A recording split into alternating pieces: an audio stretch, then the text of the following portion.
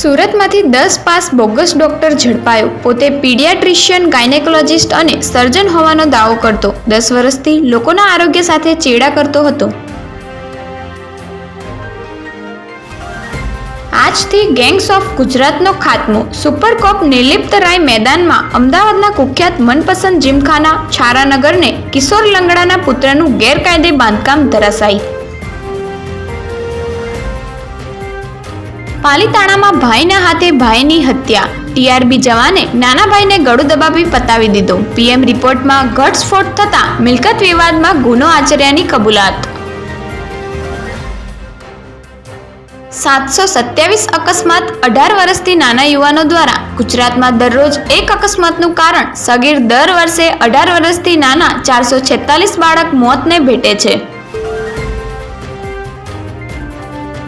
Riverfront થઈને નમો સ્ટેડિયમમાં જઈ શકાશે। સાબરમતી રિવરફ્રન્ટ ફેઝ 2નું કામ જોઈને દંગ રહી જશો। ચાંદખેડાથી સીધા એરપોર્ટ પહોંચવા ગુજરાતનો પહેલો રબર બ્રિજ બનશે।